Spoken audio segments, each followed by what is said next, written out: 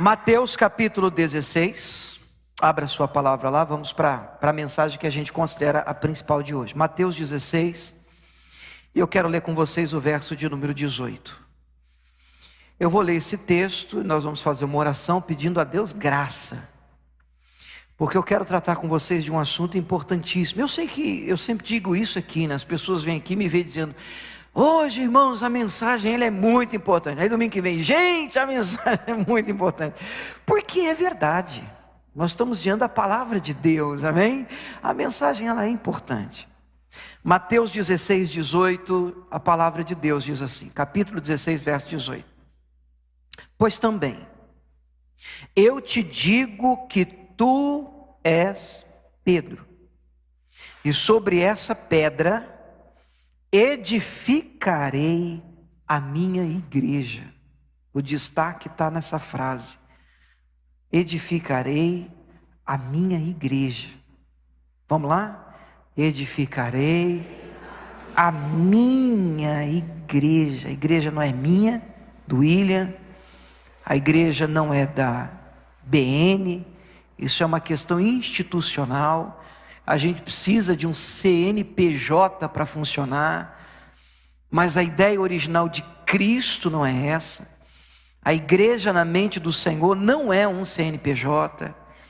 A igreja na mente do Senhor não é a figura de um líder religioso. A igreja na mente do Senhor não é de um dono, de um pastor centralizador.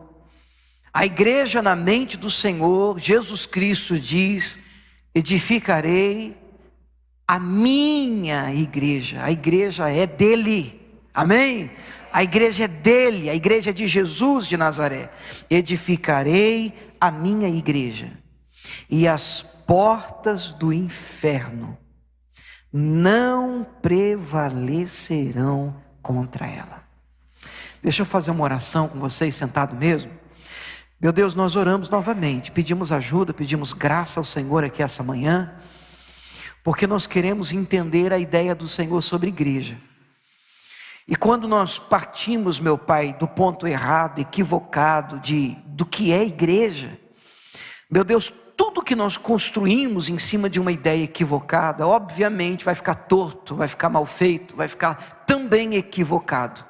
Vai frutificar segundo a sua espécie. Mas nós queremos, meu Pai, ouvir a Tua voz. Queremos que o Senhor seja generoso conosco. Eu peço ajuda, Espírito Santo. Eu sei que se o Senhor não abrir os nossos olhos, se o Senhor não ministrar os corações, por mais esforço que haja da parte de um pregador, meu Deus, tudo será em vão, já que a Tua palavra mesmo afirma: se o Senhor não edificar a casa, em vão trabalham aqueles que tentam edificar algo que o Senhor não edificou. Então eu peço ao Senhor, trata conosco, meu Pai, seja generoso conosco, alcance corações, em nome de Jesus, transforme mentalidades. A Tua palavra diz, meu Pai, que nós precisamos ser transformados pela renovação do nosso entendimento. Então não há vida transformada sem que antes uma mente tenha sido transformada, tenha sido impactada, tenha sido renovada. Então, meu Deus, derruba, meu Pai, toda a guarda alta, todo o coração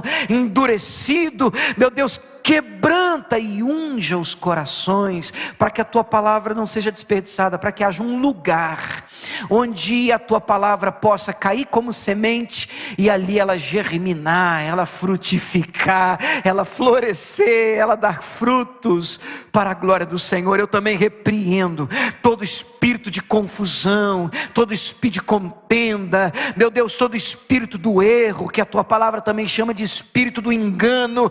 Em nome de Jesus eu digo: vai embora, saia. Você está proibido de causar confusão, fruto inclusive dessa ministração no nosso meio. Que haja claridade, porque a Tua palavra é luz para o nosso caminho, é lâmpada para os nossos pés. E você que crê, diga amém. Amém? Gente, esse texto de Mateus 16, só para a gente resumir, ter uma ideia desse encontro, em que contexto Jesus disse isso. Esse é o momento em que Jesus pergunta para os discípulos: o que é que estão falando de mim por aí? Eles começam: um diz que o Senhor é um profeta que havia de vir, um Jeremias, quem sabe o João Batista. E aí Jesus, ele afunila a pergunta para os discípulos, porque afinal de contas a gente não tem como controlar muito o que as pessoas lá fora dizem acerca de Jesus. Mas o que é importante? Importante, e eu repito, importante é saber quem é Jesus para você que segue Ele, para você que acorda cedo num domingo, chuta um edredom tão gostoso e diz assim: cara, eu vou para a igreja, vou cultuar. Quem é Jesus para você?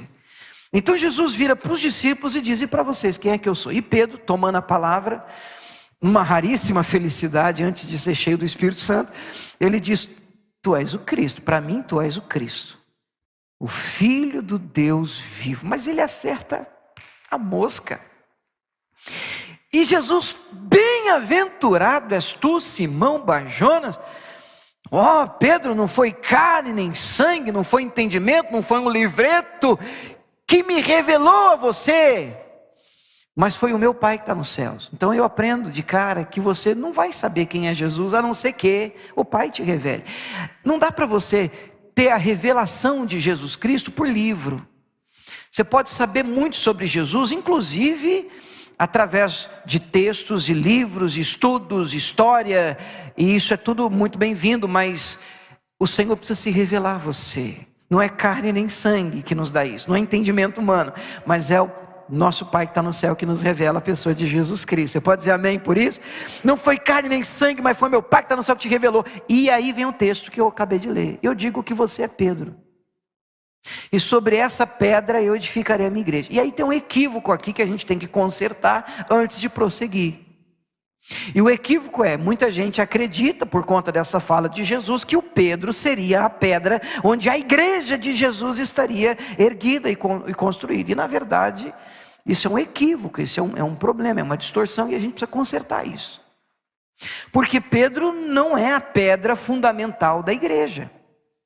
Mesmo que pareça um tanto óbvio para a maioria de nós que vive dentro de uma cultura evangélica já há muito tempo, é importante a gente lembrar disso, porque tem gente que lê isso e diz: espera aí, está vendo? Jesus disse: Pedro, digo que você é Pedro, e sobre essa pedra eu edificarei a igreja, dando a entender que o Pedro seria a pedra, quando na verdade a pedra é o que o Pedro acabou de dizer. O que o Pedro acabou de dizer? Tu és o Cristo, o Filho do Deus vivo. Então a gente tem que entender a conversa. A conversa é: quem é que dizem que eu sou? E para vocês, quem eu sou? Ó Pedro, o Senhor é o Cristo, Filho do Deus vivo. É sobre isso que eu vou construir a minha igreja. Amém ou não amém? Então é fácil a gente pensar nisso. Você tira Pedro da história, vai fazer uma falta muito grande, mas a igreja ainda existiria.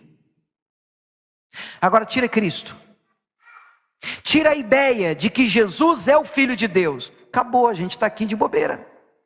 Perdeu o propósito do nosso ajuntamento. Nós estamos aqui por causa do que Jesus fez na obra, uma obra redentora na cruz do Calvário. Amém ou não amém? E aí, se você olha para o próprio Pedro, e você não precisa nem abrir, vamos resumir isso, em 1 Pedro 2,4, vamos colocar só no telão. 1 Pedro 2,4 é uma carta escrita pelo próprio Pedro. E Pedro vai dizer que a pedra não é ele, a pedra é Cristo. E ele diz em 1 Pedro 2,4 o seguinte: chegando-vos para ele, a pedra viva, reprovada na verdade pelos homens, mas para com Deus eleita e preciosa. Então o próprio Pedro vai dizer: vocês devem se chegar para ele. Ele é a pedra viva, foi rejeitada, crucificado ele foi, mas é sobre ele que algo sólido precisa ser erguido. Por que é importante essa introdução? Porque eu quero falar um pouquinho com vocês. Vamos colocar o tema da nossa mensagem de hoje: a igreja com que Deus sonha. A igreja com que Deus sonha. Como é que você enxerga igreja? Como é que pastor enxerga a igreja? Como é que algumas pessoas enxergam a igreja? Deus, quando planejou a igreja, tinha algo em mente. Me parece óbvio isso. E quando a gente se ajunta, primeiro a gente tem que usar esse nome e essa denominação, essa terminologia igreja, a gente entende que ela é usada para muitas coisas. Tem gente que quando cita igreja, ele está falando de placa. Tem gente que fala igreja, está falando de denominação, vai depender do contexto em que a palavra igreja é liberada. Tem gente que diz igreja, eu quero dizer para vocês que eu não vou falar sobre igreja denominação. Eu não quero falar com vocês hoje sobre igreja, a placa, a igreja IBN, Igreja Batista Nacional. A igreja tal, a igreja CNPJ. Até porque eu não acredito que essa era a ideia do Senhor. Quando ele fala de igreja, quando ele diz, sobre essa pedra, eu edificarei, construirei, eu vou erguer a minha igreja. Isso é muito forte. Então nós aprendemos de cara que uma igreja que é minha, de Jesus, ela precisa estar erguida e fundamentada no lugar certo. É óbvio afirmar isso. E qual é o lugar certo? Cristo. Aí o apóstolo Paulo vai dizer lá em 1 Coríntios 3, no versículo 10, eu quero ler. 1 Coríntios 3, versículo 10, ele vai dizer assim: segundo a graça que me foi dada, pus eu, como sábio arquiteto, o fundamento, e outro edifica sobre ele, levanta, constrói alguma coisa sobre o fundamento que foi posto. Mas aí ele adverte, mas veja cada um como constrói, como edifica sobre o fundamento. Agora vamos comigo? Porque ninguém pode pôr outro fundamento. Vamos tentar de novo que eu não estou ouvindo vocês não, vamos lá? Porque ninguém pode pôr outro fundamento além do que já está posto, o qual é Jesus Cristo. Diga glória a Deus. Já existe um fundamento. Eu leio esse texto e disse, meu Deus, não precisa inventar moda. Nós pastores, nós não precisamos agir como, ei, descobri um método, a roda, agora um negócio novo que sai de dentro e tal. Espera aí, o fundamento sobre onde uma igreja, me perdoe usar essa expressão, mas já comecei, vamos embora, qualquer coisa, a gente só troca orações, amém? Mas uma igreja que presta, ela precisa estar erguida, construída no fundamento, um fundamento bom. Jesus vai dizer em Mateus 6, 7, acredito, sobre os dois fundamentos. Ele vai falar sobre uma casa construída sobre areia e uma casa construída sobre a rocha. E olhando assim para as duas casas do texto, você não vê diferença, a princípio. A diferença ela vai ficar evidente quando o tempo fechar. E aí o tempo fecha para todo mundo. E diz, correm os rios, sopram os ventos e pá, deram contra a casa. A que estava construída sobre a areia, acabou. A que estava construída sobre a rocha, a pedra, o fundamento certo, ela permanece de pé. Bom, a primeira verdade é que luta todo mundo tem. Pastor, qual a diferença? A diferença é que se você está com uma fé no lugar certo, e o lugar não é placa, o lugar não é CNPJ, o lugar não é liderança religiosa, o lugar não é o William, mas não é mesmo com força. Ninguém pode pôr outro fundamento, qual já está posto. Como é o nome do fundamento, igreja? Jesus Cristo de Nazaré.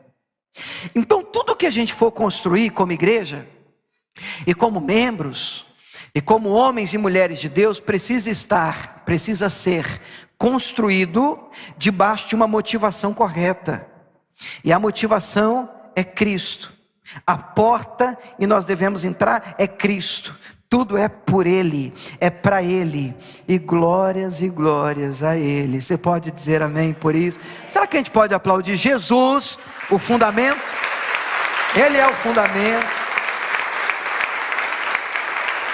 E aí, gente, alguns de vocês já fizeram conosco aqui um curso de membresia que a gente chama de Identidade Batista. E no curso de Identidade Batista, eu falo o seguinte, para os membros ou aqueles que são candidatos, que desejam caminhar com a gente. Eu digo assim: irmãos, qual é o texto mais importante da nossa igreja? Eu não sei se eu pergunto, não sei, domingo está tão bom, está tão gostoso. Vamos arriscar?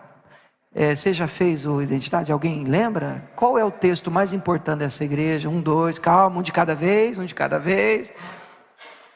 Efésios 4. Puxa, irmão, que Deus te tenha. Vamos abrir Efésios 4. Nós vamos ler na NVI hoje.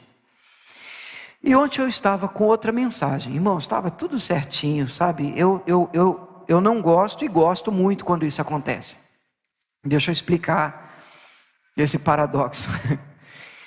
Eu não gosto porque dá muito trabalho uma mudança de mensagem em cima da hora, né? Fica aquele negócio, puxa Senhor, mas tá tudo certinho, as referências tá redondinho, tá bacana, eu gostei, tá legal, vamos embora, é isso aqui.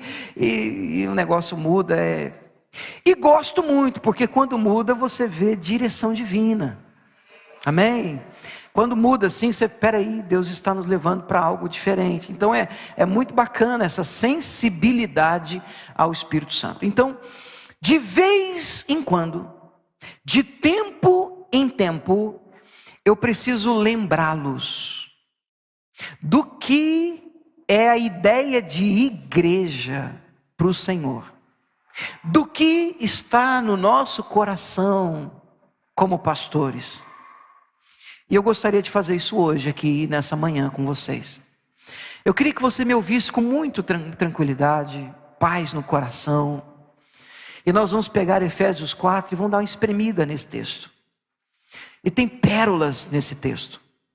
Mas isso só vai ser possível a gente entender, e se a gente ter primeiro um apanhado geral do texto, uma ideia geral, e depois a gente vir dissecando o texto. E separando algumas palavrinhas que são chaves dentro do texto. Pelo menos eu entendo assim. Então o que nós vamos combinar? Eu vou ler do verso 1 até o verso 16. É bastante. E normalmente quando as leituras são mais extensas, é muito fácil você dispersar. Então eu preciso da sua ajuda, para você ficar ligado aí comigo. E eu não sei gritar, então vamos ficar ligados porque o texto é importante. Amém? Amém? Então vamos lá. Eu vou ler do 1 ao 16 na NVI. Diz assim: como prisioneiro no Senhor, rogo-lhes que vivam de maneira digna da vocação que receberam. Sejam completamente humildes e dóceis. Sejam pacientes, suportando uns aos outros com amor. Façam todo esforço para conservar a unidade do Espírito pelo vínculo da paz. Há um só corpo, há um só Espírito, assim como a esperança para a qual vocês foram chamados é uma só. Há um só Senhor, uma só fé, um só batismo, um só Deus e Pai de todos, e que é sobre todos, e por meio de todos, e em todos. E a cada um de nós foi concedida graça, diga amém, graça, conforme a medida repartida por Cristo. Por isso é que foi dito, quando ele subiu em triunfo às alturas, levou cativos muitos prisioneiros, e grave isso, ele deu dons aos homens. Ele deu dons aos homens. Que significa ele subiu, senão também que havia descido às profundezas da terra? Aquele que desceu é o mesmo que subiu acima de todos os céus, a fim de encher todas as coisas. Ele designou alguns para, vamos comigo esse, apóstolos, outros para profetas, outros para evangelistas, outros para pastores e mestres, com o fim de preparar os santos para a obra do ministério, para que o corpo de Cristo, igreja é o corpo de Cristo, o corpo de Cristo seja edificado, até que todos alcancemos a unidade da fé, do conhecimento do Filho de Deus, e cheguemos à maturidade. De novo, cheguemos à maturidade. Mais uma vez, cheguemos à maturidade. Cresça, atingindo a medida da plenitude de Cristo. O propósito é que não sejamos mais como crianças, levados de um lado para outro pelas ondas, nem jogados para lá e para cá por todo o vento de doutrina, pela astúcia e esperteza de homens que induzem ao erro. Antes, seguindo a verdade em amor, cresçamos em tudo naquele que é o cabeça, Cristo. Dele todo o corpo, ajustado e unido pelo auxílio de todas as juntas, cresce, edifica-se a si mesmo em amor, na medida em que cada parte realiza a sua função. Diga amém. Receberam o texto? Então há um apanhado geral. Vamos dar primeiro uma visão geral do texto. A visão geral do texto é a ideia de igreja, que o Espírito Santo nos mostra através do apóstolo Paulo. Para mim hoje, com o entendimento que eu tenho, depois de algum tempo fazendo igreja, eu não tenho hoje nenhuma dúvida de que esse é um dos textos mais desafiadores. E qualquer pessoa que esteja envolvido com o assunto igreja, que queira fazer igreja, que queira ser igreja, precisa ler esse texto 1 milhão de vezes, meditar nesse texto, orar esse texto, porque está aqui a igreja com que Deus sonha. Há uma diferença enorme, gritante, uma distância também que a gente não pode negar existir entre o ideal e as batalhas que temos como igreja. Mas é importante que a gente não perca de vista o ideal, porque é lá que nós precisamos chegar. Estão comigo? A gente precisa ter muito claro na mente para onde estamos indo. Eu sempre disse isso para vocês. A ideia do ônibus, a ideia qual o endereço. Então, há um endereço. Essa igreja tem uma identidade. Ela nasceu debaixo de uma palavra. Há uma visão, há uma missão.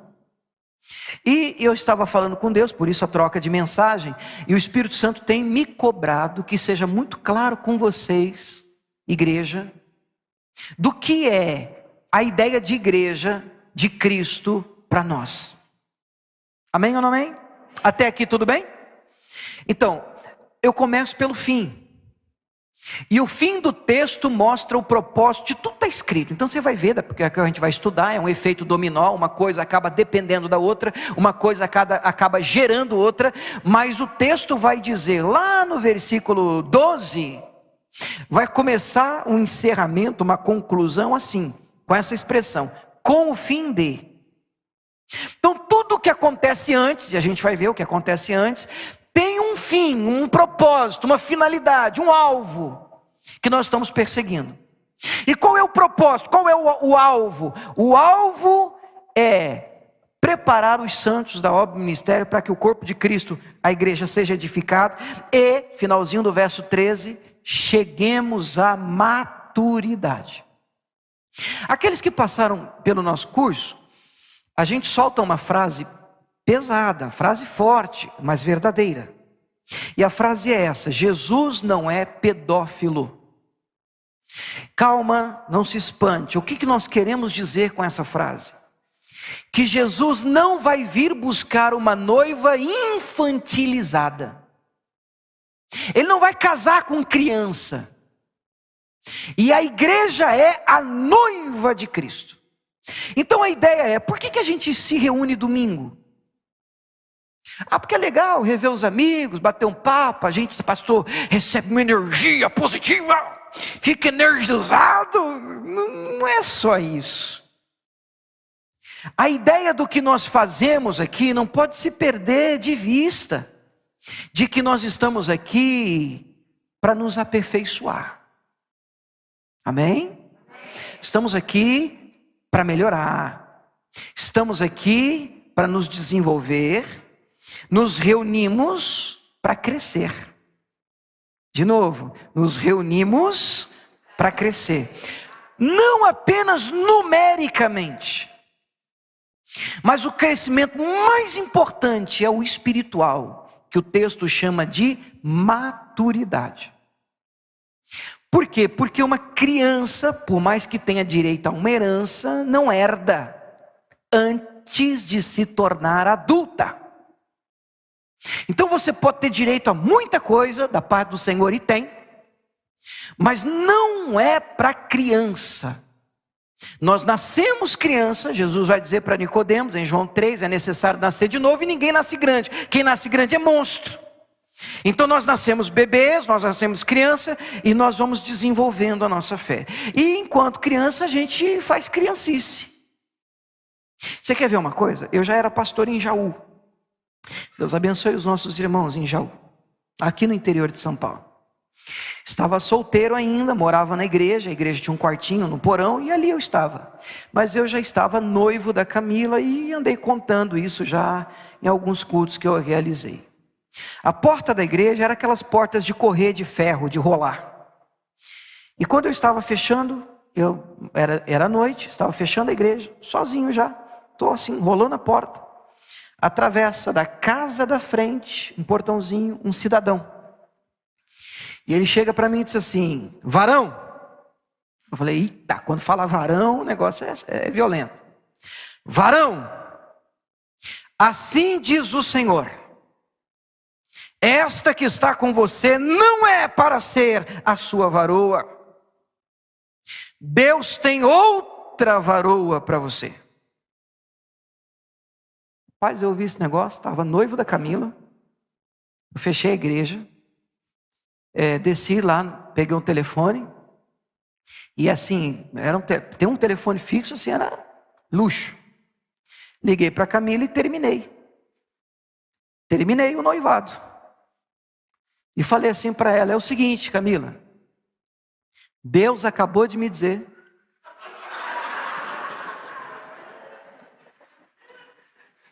você ri hoje, né? Deus acabou de me dizer que você não é a pessoa de Deus para minha vida. Deus disse para o irmão dizer para mim que o negócio está tão terceirizado, que você não é a pessoa de Deus para mim. E eu fui grosso, duro, bati o telefone e fiquei perturbado. Com força. E ela em Cuiabá, sem entender nada, ela disse que a mãe dela viu a ligação, e disse: e aí, era o irmão? Eu disse: mãe, e tá tudo bem? Tá, mãe. Menina de fé. Entrou no quarto, segundo ela, bateu o joelho no chão e disse assim: Senhor, não aguenta essa palhaçada não. Se o Senhor está nesse negócio, Senhor, eu não vou ligar para ele não. 5 minutos ele tem que me ligar de volta me pedindo perdão. Preciso contar o resto ou não? Eu liguei. Eu fiquei perturbado. Mas que negócio que é esse, rapaz? O que eu estou fazendo, cara? Estou tomando uma decisão porque um desconhecido disse em nome de Deus que... Como assim? Pastor, você acredita nos dons espirituais? Com força. Mas a atitude que eu tive, eu estou contando para vocês, para mostrar para você quão infantil nós somos, quão perigoso é não crescer. O texto que nós lemos diz que quem não cresce, ele é levado por vento de doutrina, para onde sopra ele vai. encostam em você e diz: Deus disse, opa, então Deus falou, e você abre, você fecha, você muda, você casa, descasa, porque alguém disse em nome de Deus, e você, criança, não checou. E eu estou falando de um assunto, e eu já era pastor, irmão. Eu era pastor, que vergonha, que coisa esquisita. Agora, eu acredito que Deus possa usar alguém nesse nível, claro. Só que você precisa checar a palavra de Deus. Nada que alguém disser a você em nome de Deus estará fora da palavra de Deus. Você pode dizer amém? É importante que a gente conheça a palavra. E por isso que a gente tem que crescer. Porque quando alguém virar para você e dizer assim, você tem que fazer isso, eu estou sentindo de Deus que você tem que fazer isso. Eu me lembro de um pastor, muito amigo meu, que ele disse assim para mim, alguém chegou para ele e disse, não, Deus falou para te falar, para você fazer isso. Ele disse assim, engraçado. Engraçado o quê, pastor? Eu estava com ele agora e ele não me falou nada. Você tem o Espírito Santo? Porque assim, a não ser que você esteja no pecado, a não ser que você esteja com problemas, a não ser que você esteja com dificuldade de ouvir o Senhor, você tem acesso direto a Deus. A Bíblia diz, Jesus disse, eu sou o caminho, a verdade, a vida. Ninguém vem se não for por mim. Há um único mediador entre Deus e os homens, e não é o seu pastor, não é o profeta de estimação que você tem. Mas o que existe? Uma preguiça de dobrar os joelhos e pular dentro desse livro e dizer, Deus, eu preciso de uma palavra do Senhor, que pode ser confirmada através de uma ministração do pastor, que pode ser confirmada através do comentário de um colega que encosta em mim, mas eu preciso receber algo da parte do Senhor, eu quero ouvir tua voz. E fechamos o quarto, dobramos os joelhos e dizemos, Deus, fala comigo. E quando nós fazemos isso, irmãos, acredite, Deus fala. E é tão bom ouvir a voz de Deus. A Bíblia diz que a fé vem pelo ouvir a voz de Deus. Quando Deus fala com a gente, uma convicção, uma certeza se apodera de nós. E nós já acordamos sabendo dos passos que vamos dar no dia de hoje. Por quê? Não é porque fulano diz, não. Deus falou comigo. Isso é maravilhoso.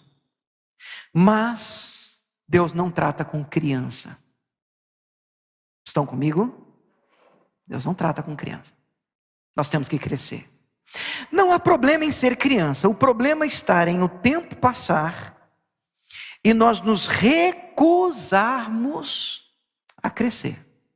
O problema é você entrar numa igreja como essa, barbudo, 40 anos de idade, uma chupeta na boca. Alguém vai olhar e vai dizer assim, rapaz, o irmão deve ter algum problema. Porque passou da fase com força. Então tem alguns comportamentos que são infantilizados na igreja de Cristo, que nós precisamos romper e vencer. Então por que nos ajuntamos? Porque existe a igreja. A igreja, Deus distribui dons à igreja, e a igreja se une com o fim de se preparar para crescer, para amadurecer. Para quê? Para estarmos prontos para o casamento. Amém ou não amém? A linguagem bíblica é essa. A noiva é a igreja. O noivo é Cristo. Como ele não vem buscar uma criança, nós nos ajuntamos todos os domingos, oramos, ouvimos uma palavra, melhoramos, crescemos, aprendemos, amadurecemos. E como parte de amadurecimento, nos relacionamos com pessoas diferentes e difíceis. Não tem um amém? Amém. Amém. Ai, que luta! Por quê? Porque criança tem muitos problemas de relacionamento. Criança tem de mal. E pensa numa coisa que mais tira as pessoas da igreja: problemas de relacionamento. Esse é o problema da igreja, do CNPJ, do ajuntamento. Nossa, pastor, eu fazia parte lá de uma igreja, poxa, decepcionei. E existem algumas histórias que realmente não tem jeito, né? De pessoas acabarem continuando dentro de um ambiente, às vezes até nocivo, centralizador, que você não consegue desenvolver, porque se a ideia é você amadurecer e crescer, e você não está amadurecendo e não está crescendo, é interessante que você mude mesmo. Agora preste atenção, porque isso é muito importante. Este relacionamento, este ajuntamento está no sonho de Deus. Pastor, mas essas dificuldades em relação ao relacionamento, as batalhas e lutas. Sim. Pastor, você está de brincadeira? Não estou, não. Isso faz parte de amadurecimento, frustração. Porque se você não deixa o seu filho passar por nada, ele vai virar um garoto mimado, que não vai saber trabalhar para ninguém, que acha que o mundo gira em torno da vontade dele. Então a frustração é bênção. Eu sei que ele é ruim na hora. Ninguém acorda, hoje eu estou frustrado. Ai, que gostoso, eu estou frustrado. Não. Hebreus vai dizer que no momento de correção ela não é legal, ela não parece positiva, ela gera um desconforto muito grande. Então existem arranhões que acontecem quando nós colocamos diferentes juntos. Irmão, se Deus não entrar nesse negócio, isso tem tudo para dar errado. Cada um tem uma cabeça aqui, cada um tem um jeito, cada um tem uma história, cada um tem uma criação, cada um tem uma ideia do que deveria ser a igreja e do ponto de vista seu. E tem o ponto de vista do irmão. E normalmente a gente usa uma lente de contato que ela agrava o comportamento do outro e ela ameniza o nosso. A gente sempre tem uma razão para fazer o que a gente faz, mas a gente está pronto para matar o outro pelo que ele fez, para não entender por que ele está se comportando do jeito que se comporta.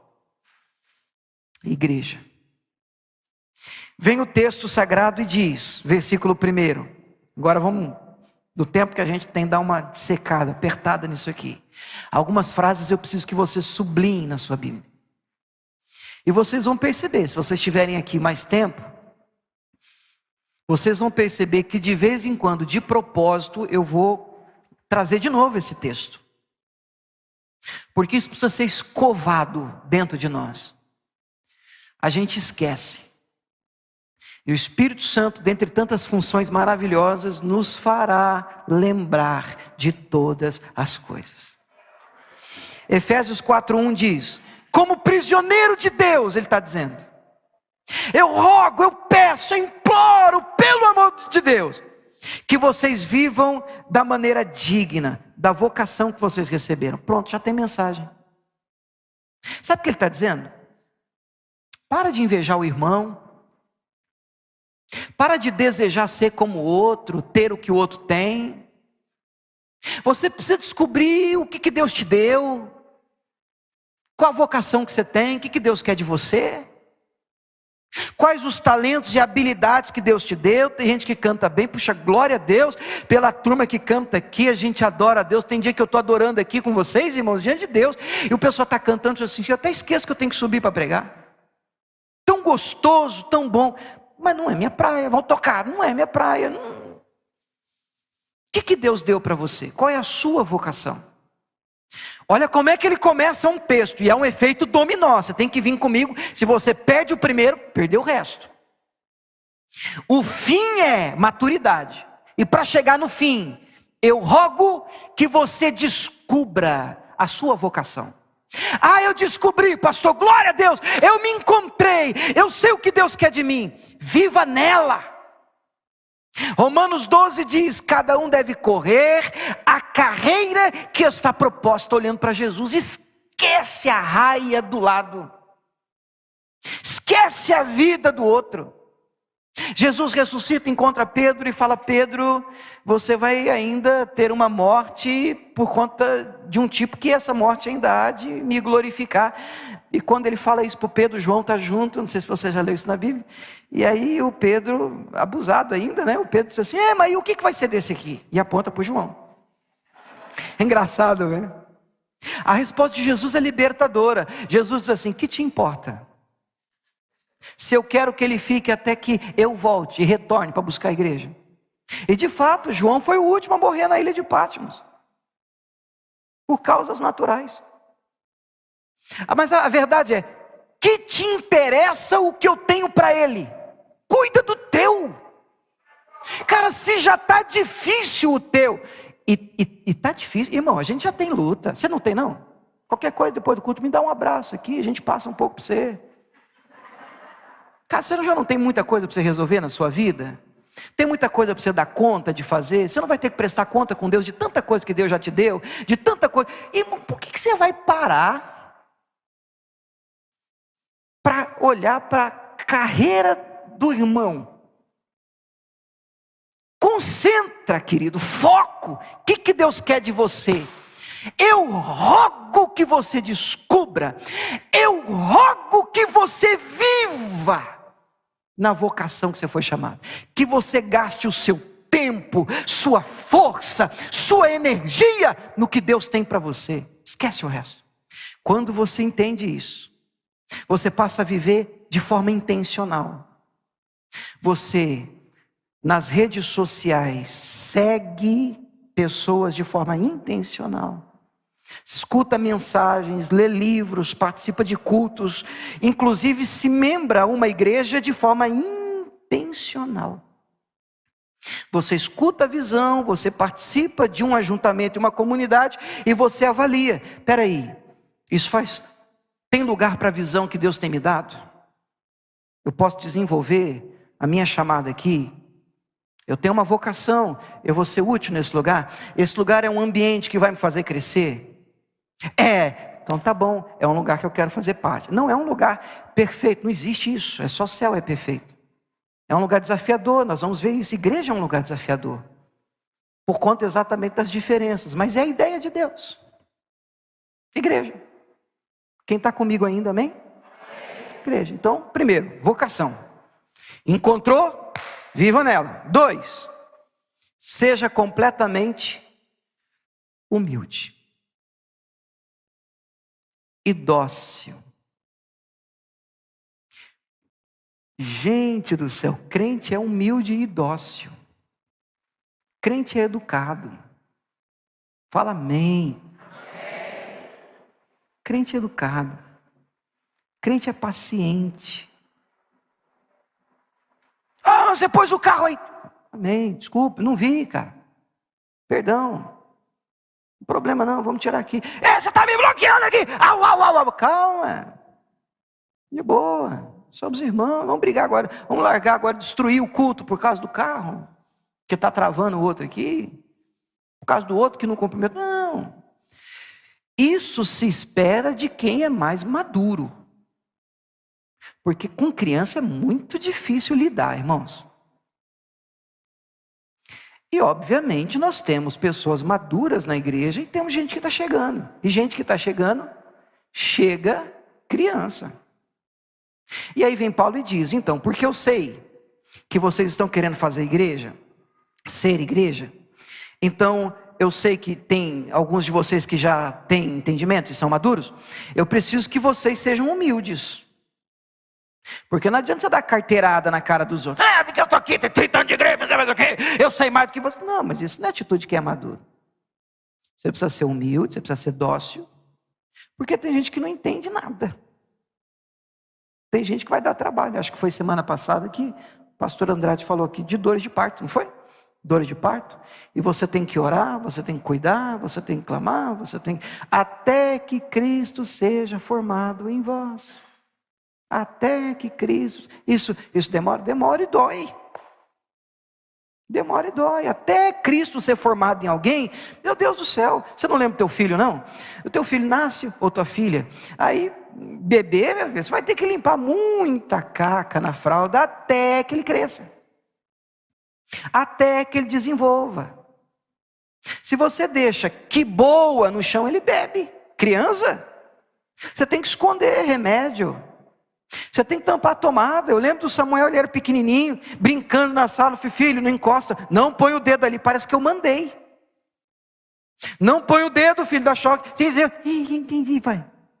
Fui pro quarto e escuto o grito. Ah! Eu entro na sala, o cabelinho pequenininho, assim para cima. Vontade é bater. Mas na hora é um mix de sentimento, meu. Primeiro eu tenho que livrar ele. Ele já chora, a mãe chora junto. Eu disse, mas eu não falei para você não pôr. E aí eu entendi pela primeira vez Romanos 8:28, que tudo contribui. Você disse, mas pastor, como é que um choque pode contribuir?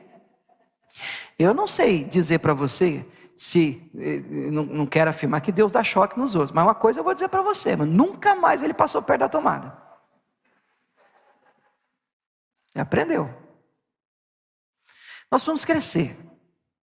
O texto diz, humildes, dóceis, pacientes, e aí diz, suportando uns aos outros com amor. Olha a expressão, olha para o pastor, suportando, a ajuda de Deus, lá vem ele.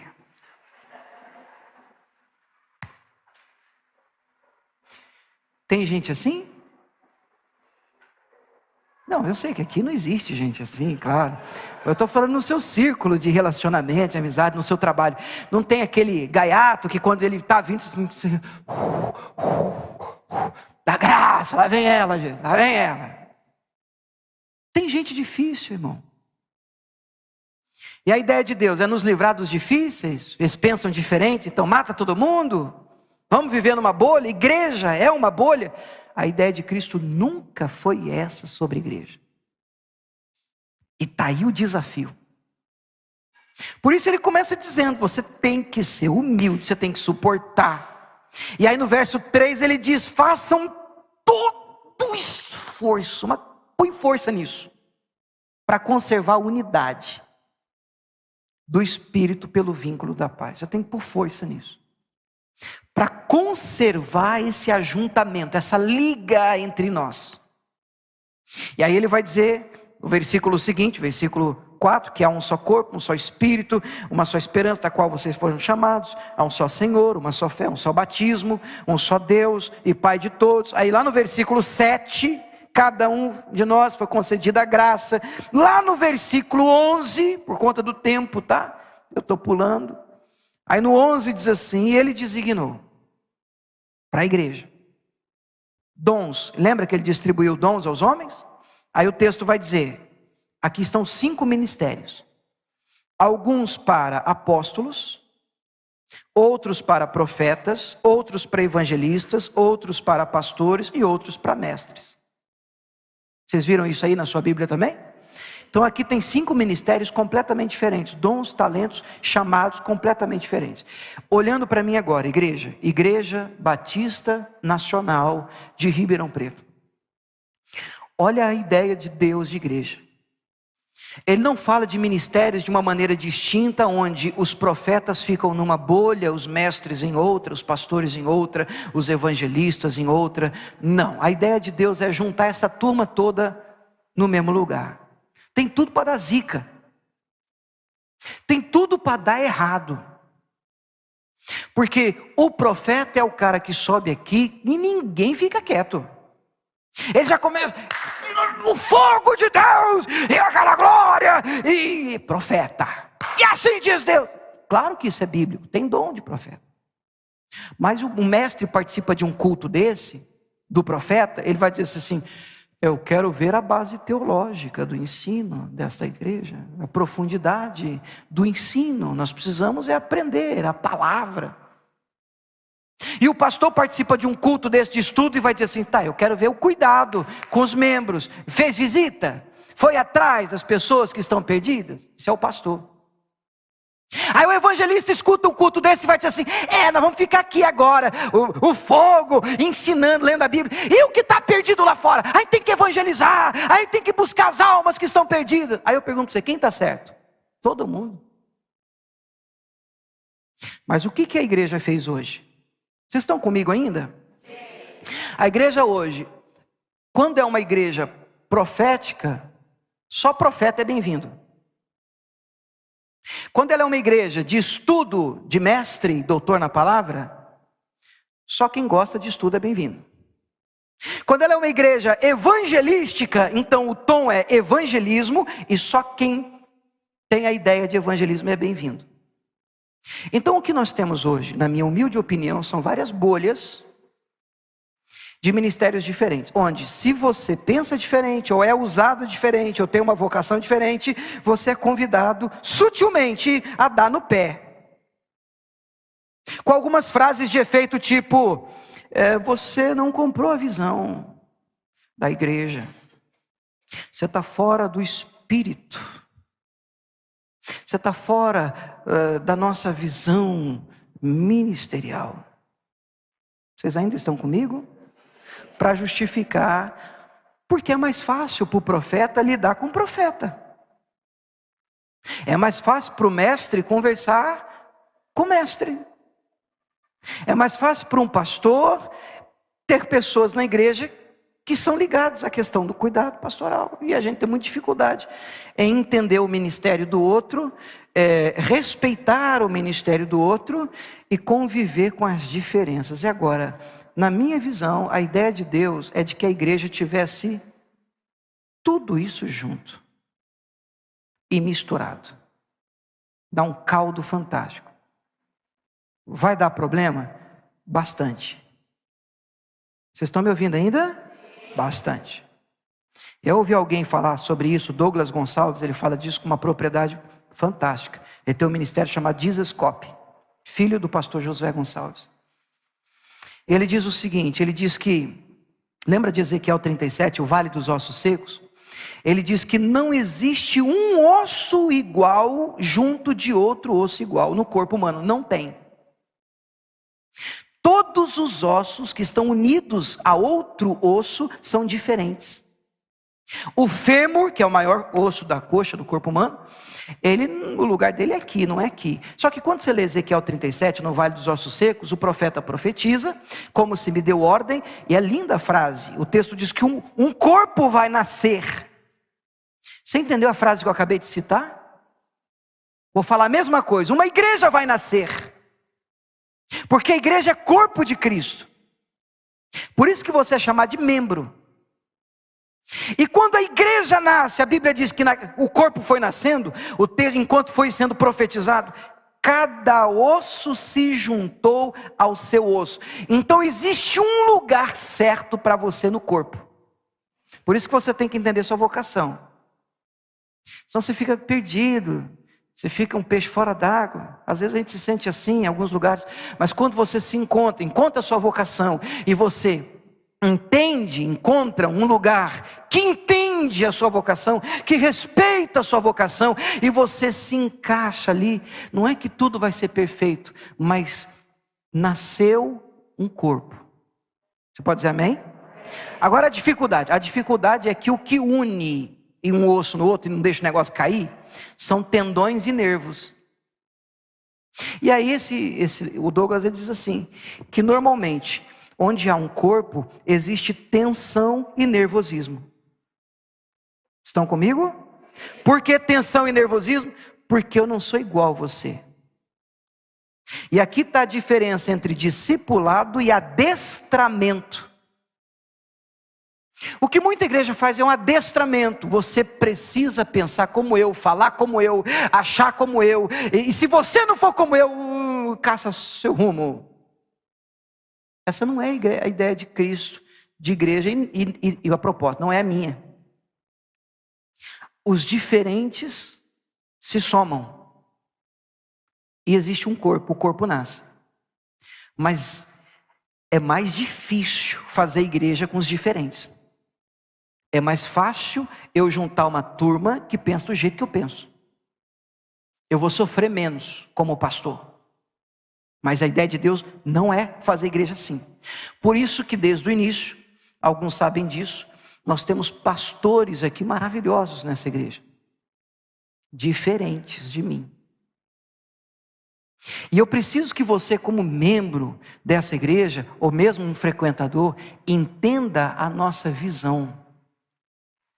É interessante que de vez em quando o William venha e traga a mensagem, e eu não sei, eu gosto muito de ler bastante, estudar, aí já tem outro que gosta e ora, a oração forte, aí vem outro e apacenta, aí vem outro evangeliza, aí, enfim, essa multiforme graça de Deus é a igreja. Fala amém, só para ficar feliz.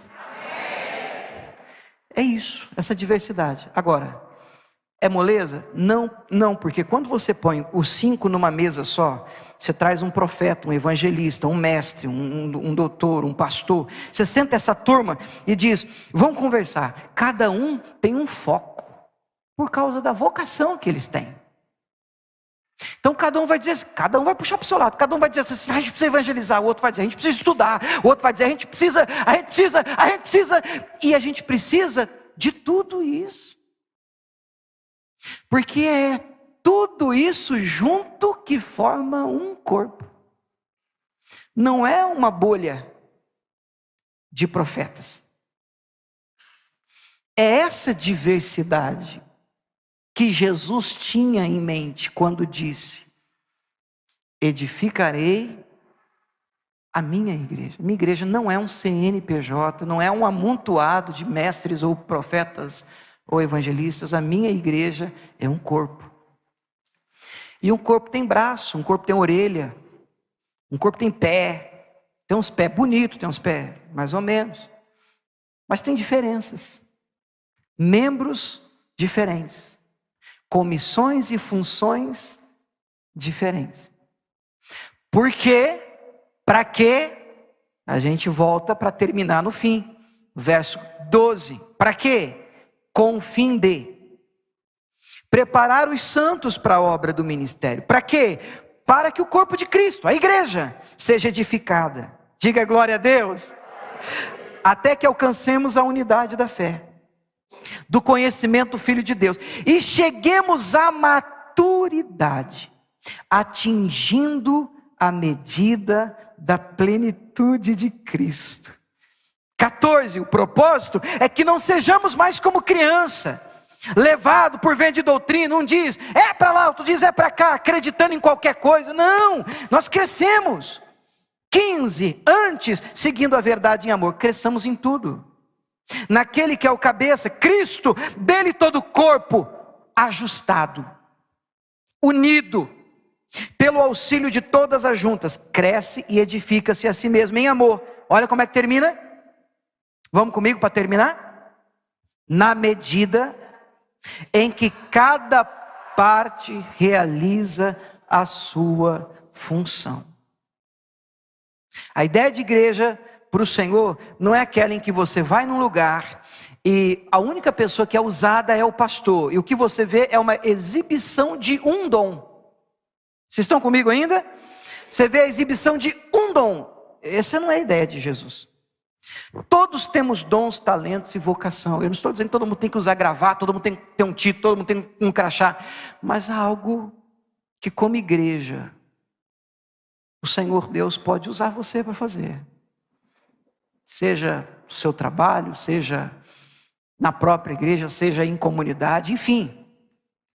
Não esqueça do que eu vou te dizer, você é uma peça importante no corpo de Cristo. Você não está à toa aqui. Deus quer usar você. Recebe essa palavra em nome de Jesus? Podemos aplaudir o nosso Deus por ela?